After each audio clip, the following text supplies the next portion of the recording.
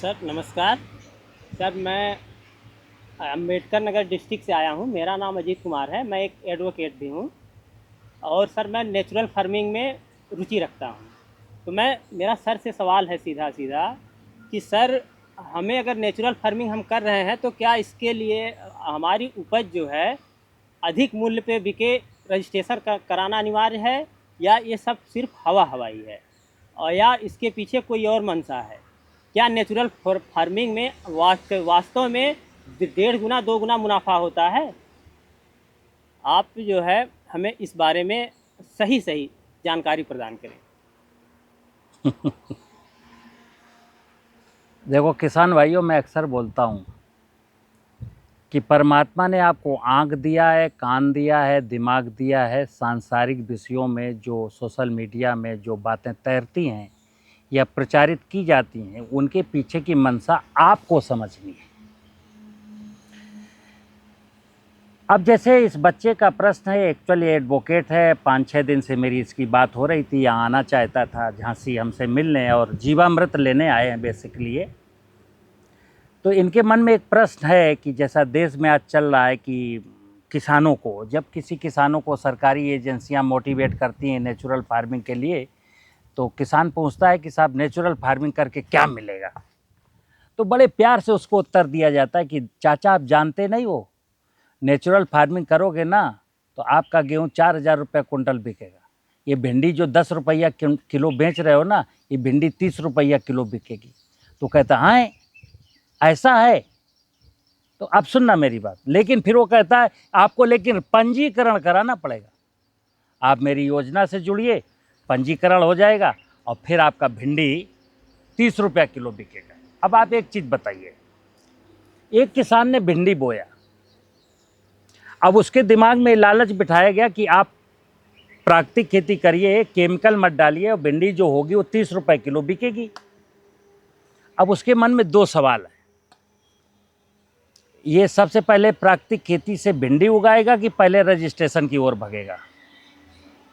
तो ये किसान, ऐसे देश में हजारों किसान है, लाखों किसान है, और ये छोटा मोटा किसान नहीं करता, ये सब बड़े बड़े किसान जो चतुर किसान है, चालाक किसान है, फरचट किसान है। वो कहते हैं कि हाँ हाँ साहब बहुत अच्छा है। तो वो पंजीकरण कैसे होगा?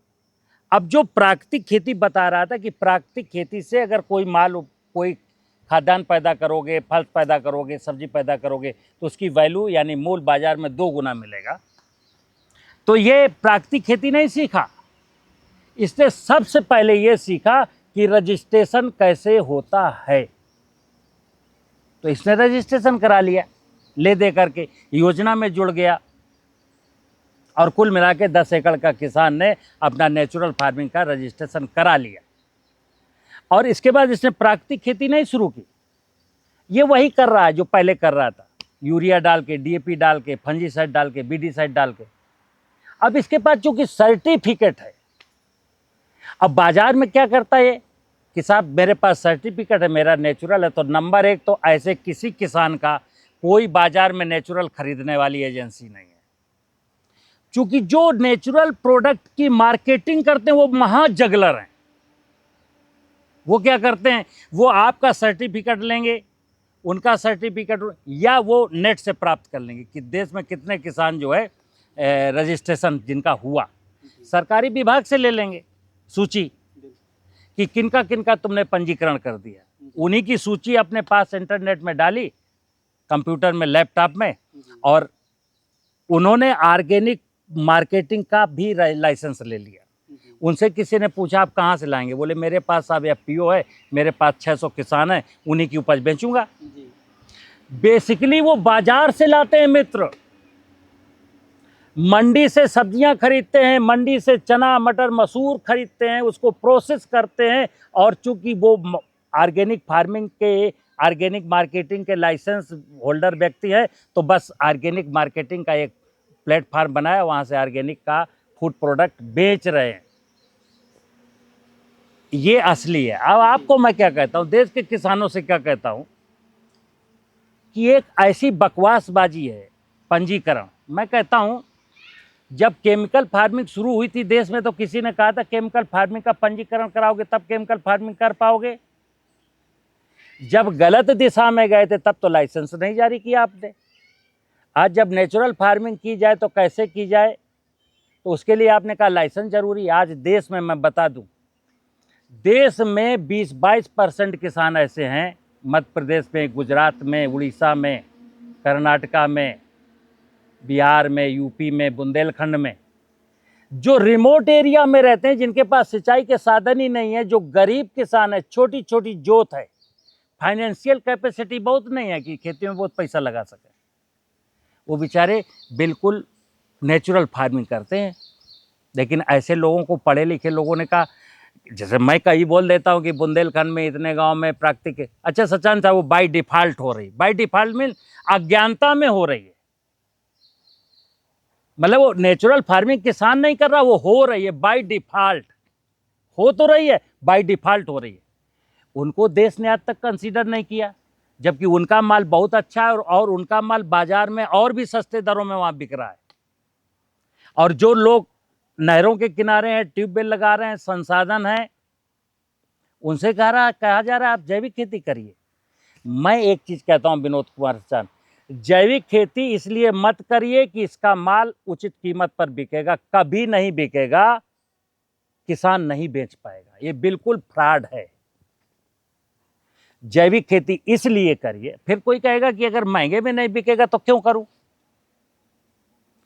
क्योंकि तुमको फायदा है, तुम्हारी जमीन को फायदा है, तुम्हारी हेल्थ को फायदा है, तुम्हारे आने वाले बच्चों को फायदा है, पूरे देश का फायदा है, बायोडाइवर्सिटी का फायदा है। क्या फायदा है?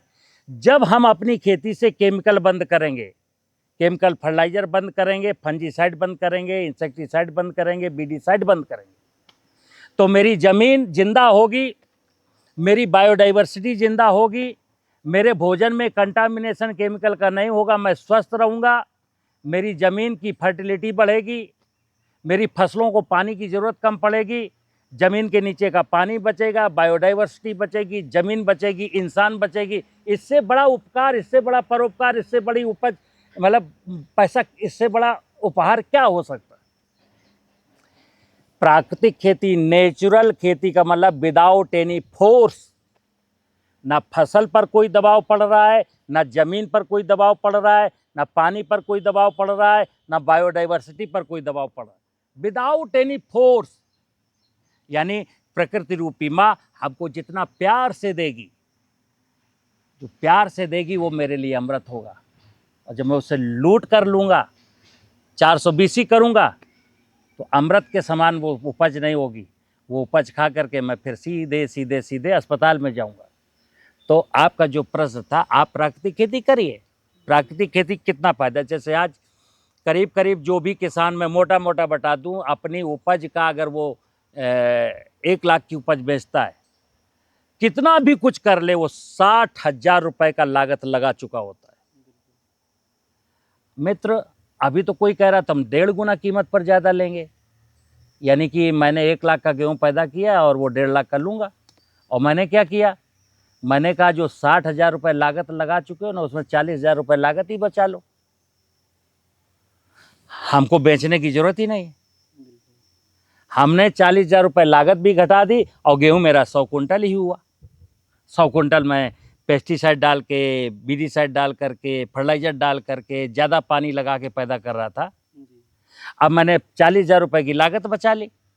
अब हमें किसी के आगे हाथ नहीं जोड़ना कि मेरा वो जैविक उपज है, मेरा खरीदो, ठीक है ना।